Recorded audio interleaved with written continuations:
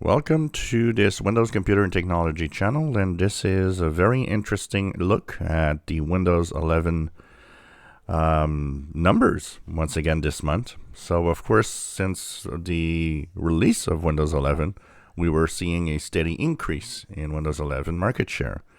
And this is by AdDuplex that looks at 5,000 Microsoft Store apps.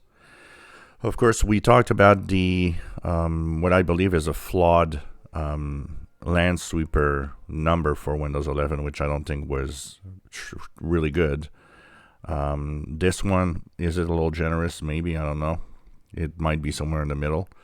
But at least we've got these numbers. And one of the things that's interesting is that for a third month in a row, the Windows 11 market share is kind of stuck.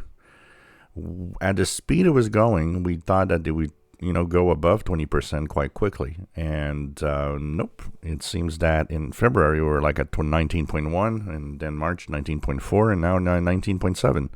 It just doesn't budge much. So this is interesting. It hit a wall, and wonder if the minimum requirements might have something to do with it.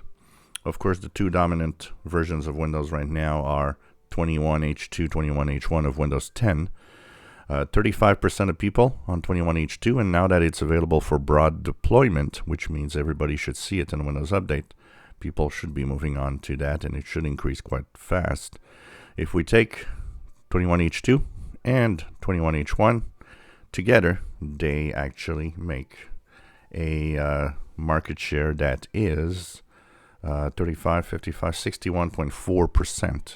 So 61.4%, which is a healthy number for Windows 10.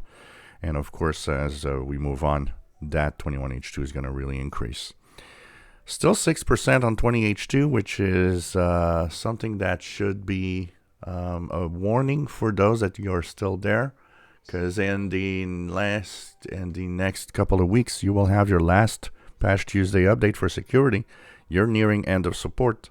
Still, a lot of people think that, no, this is good until 2025. No, it's not.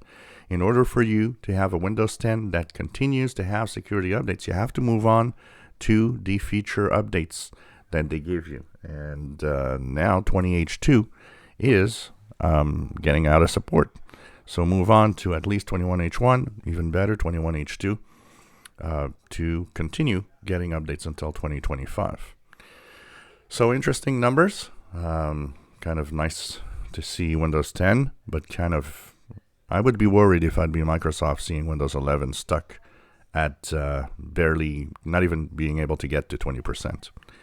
If you enjoy my videos, please subscribe, give us thumbs up. Thank you for watching.